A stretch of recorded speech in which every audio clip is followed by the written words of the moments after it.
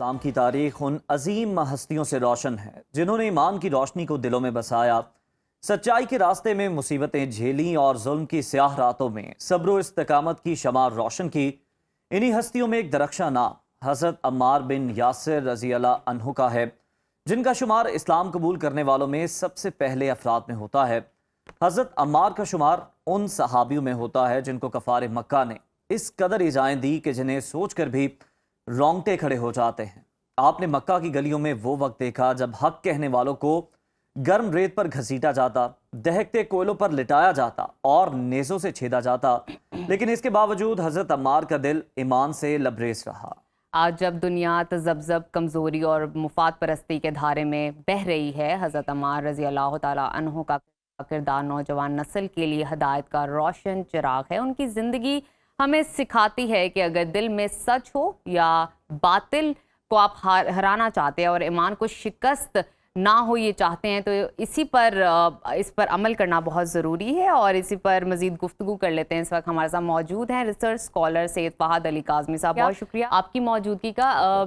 فہد صاحب بتائیے گا اس حوالے سے، حضرت عمار رضی اللہ تعالیٰ عنہ اسلام لانے والے ابتدائی فرد تھے، ان کی زندگی ہمیں کیا سبق دیتی ہے؟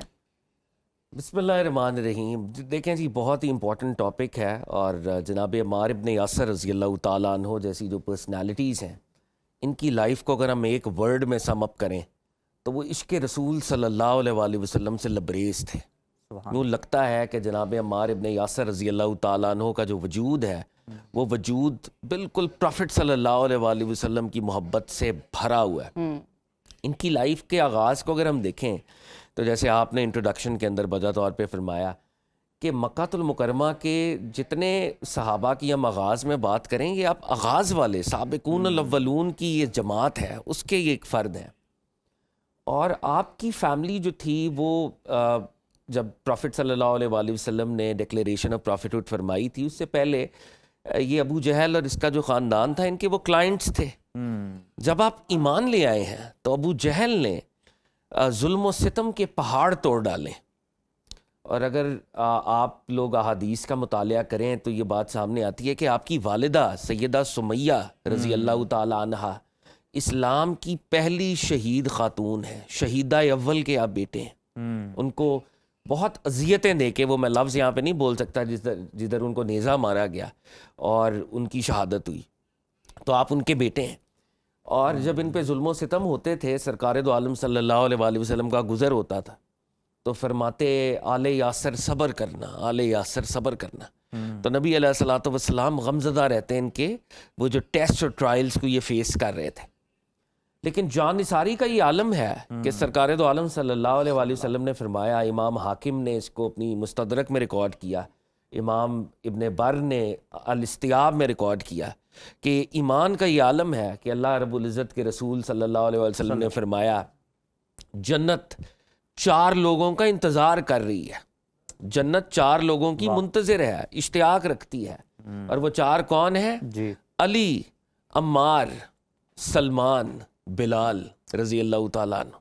تو یہ وہ لوگ ہیں جو پروفٹ صلی اللہ علیہ وآلہ وسلم کے اتنے قریب ہیں، اور جنت ان کے انتظار میں ہے۔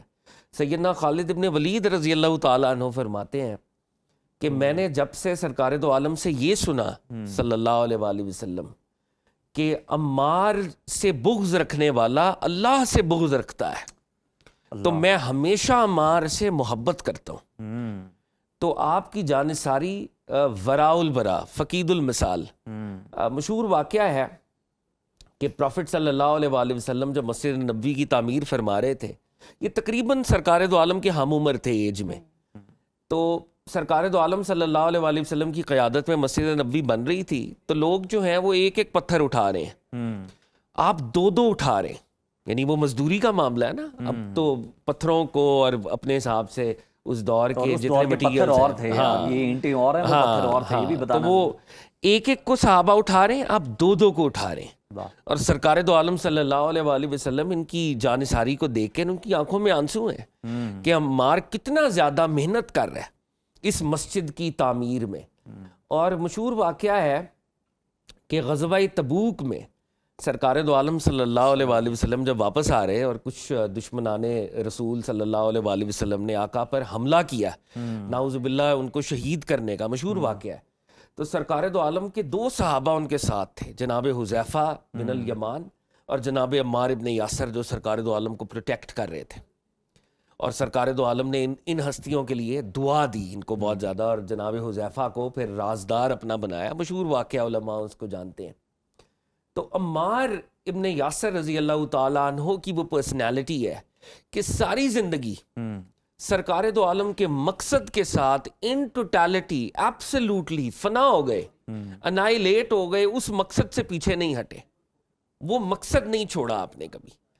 اور مجھے ایک چیز اور یہاں پہ کہنی پڑتی ہے کہ دیکھیں اتنا محبوب صحابی ہیں کہ جب ظلم اور ستم ہوتا ہے نا، ایٹ ٹائمز آپ کے اوپر ٹارچر ہوتا ہے، تو بعض اوقات ٹارچر کی وجہ سے کچھ جملے آپ سے نکل جاتے ہیں۔ تو ایک دفعہ ایسا ہوا کہ مکی دور کا واقعہ ہے کہ آپ پر اتنا ٹارچر ہوا کہ آپ کو مجبور کیا گیا کہ آپ کچھ نازیبا کلمات کہیں، اور وہ جان بچانے کے لیے آپ کو کہنے پڑ گئے، وہ سرزد ہو گئے۔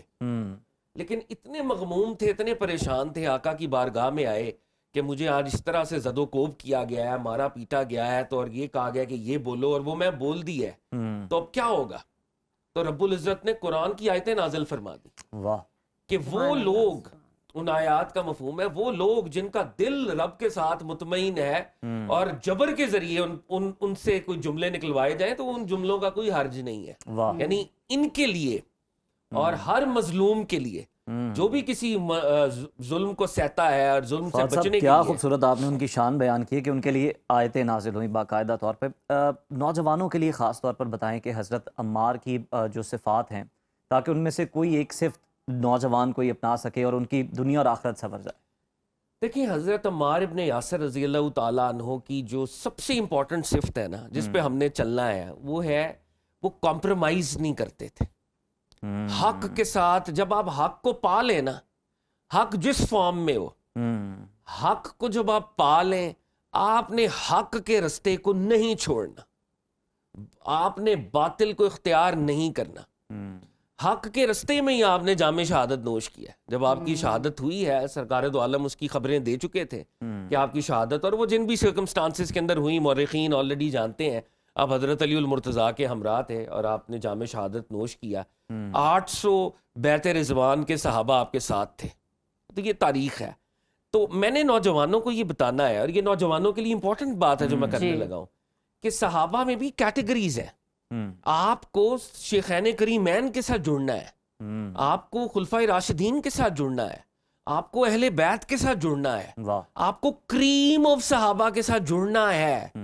اگر آپ کریم آف صحابہ کے اوپر بات نہیں کرتے، صدیق اکبر کے اوپر، فاروق اعظم کے اوپر، عثمان غنی ذوالنورین کے اوپر، اسد اللہ کے اوپر، حسنین کریمین کے اوپر، جو کریم ہے، عمار ابن یاسر، بلال حبشی، سلمان الفارسی، حضرت مقداد، ان کا ہمیں نہیں پتا، تو یہ بہت ہی ایک انفارچونیٹ معاملہ ہے۔ عمار ابن یاسر رضی اللہ تعالیٰ عنہ صحابہ کی کریم ہے، ان کے سرخیل ہیں وہ، اور عمار ابن یاسر نے مکہ کے اندر جس طرح سے قربانیاں دیں، مدینہ میں جیسے قربانیاں دیں، تبوک میں جیسے سرکار دو عالم کو پروٹیکٹ کیا، تھرو آؤٹ وہ نبی علیہ الصلوۃ والسلام کے مشن کے ساتھ رہے، حق کے ساتھ رہے۔ یہ وہ پیمانہ ہے جو میں نے اپنی یوتھ کو منتقل کرنا ہے۔ بات یہ ہوئی ہے، بہت ہی انفارچونیٹ معاملہ ہے کہ ہم نے صحابہ کو اپنے فرقوں میں تقسیم کیا ہوا ہے کہ میں ان کو مانتا ہوں، میں ان کو نہیں مانتا۔ نعوذ باللہ، یہ نہیں کرنا ہم نے۔ اور وہ صحابہ جو کہ ڈے 1 سے سرکار دو عالم کے ساتھ ہیں، قرآن کی آیات جن کے حق میں اتری ہیں، نبی علیہ الصلوۃ والسلام کی احادیث جن کے لیے وارد ہوئی ہیں، ان کا اگر ہم ذکر نہیں کریں گے، ifs and buts کا شکار ہو جائیں گے، تو بہت ہی پرابلمٹک معاملہ رہے گا۔ تو میرے خیال میں you don't have to compromise, یہ چیز جو ہے یوتھ کو منتقل ہونی چاہیے حضرت عمار ابن یاسر رضی اللہ تعالیٰ عنہ کی سیرت سے۔ اچھا فہد صاحب، یہ بھی ہم دیکھتے ہیں کہ جس طرح سے حضرت عمار کا پہاڑ جیسا صبر و استقامت کا جو انہوں نے مظاہرہ کیا اتنے ظلم جبر کے باوجود، آج کل ہم دیکھتے ہیں کہ جو نوجوان ہیں فوری طور پر مفادات کو ترجیح دیتے ہیں، مصلحت پسندی کرتے ہیں۔ آپ نے جس طرح کہا کہ حق پہ کھڑے رہنا سب سے بڑی ان کی صفت تھی، تو کس طرح جو طرز عمل ہے ان کا، جو صحابہ کا جو کریم ہے آپ کہہ رہے ہیں، اسے اپنایا جائے، کیونکہ آبویسلی مشکل تو ہے، وہ پیمانہ تو جو ہے وہ اسٹینڈرڈ جو ہے وہ بہت ہائی ہے. بہت مشکل ہے. دیکھیں یہی امپورٹنٹ بات ہے کہ ہم نے پہلے اسٹینڈرڈ کو کمیونیکیٹ کرنا ہے.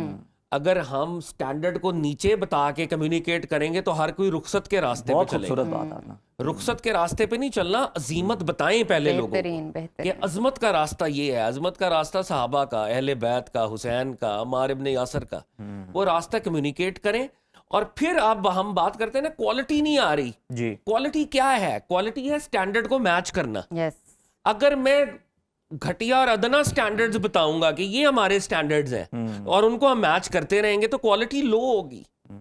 یوتھ کو یہ بتانا ضروری ہے کہ اسلام لافٹی سٹینڈرڈز کی بات کر رہا ہے اور لافٹی سٹینڈرڈز کے لیے ایثار قربانی دینی پڑتی ہے، اور وہ ایثار اور قربانی حضرت عمار ابن یاسر رضی اللہ تعالیٰ عنہ سے بڑھ کر کون دے سکتا تھا. ایک آخری بات جو کہ میں یوتھ کے لیے کرنا چاہوں گا، یہ اسپریچول بات ہے. حضرت حذیفہ بن الیمان رضی اللہ تعالیٰ عنہ کو نبی علیہ الصلوۃ والسلام نے اپنا رازدار بنایا. حضرت عمر فاروق رضی اللہ تعالیٰ عنہ کا یہ طرز عمل تھا کہ جس جگہ حذیفہ کسی کا جنازہ نہیں پڑھتے، حضرت عمر بھی نہیں پڑھتے اور پوچھتے کہ جنازہ پڑھنا ہے یا نہیں پڑھنا، بیکاز حضرت حذیفہ بن الیمان کو سرکار دو عالم نے ایک معیار بنایا ہوا تھا. ان کو کچھ انفارمیشن عنایت کی ہوئی تھی، وہ انفارمیشن صرف ان کے پاس تھی، تو وہ رازدار رسول تھے. آن ہز ڈیتھ بیڈ لوگوں نے پوچھا کہ اے حذیفہ رضی اللہ تعالیٰ عنہ، آپ رازدار رسول ہے، what is the way forward? Way forward کیا ہے؟ جب آگے فتنے آئیں گے، ٹیسٹ آئیں گے، ٹرائلز آئیں گے، کیا کریں؟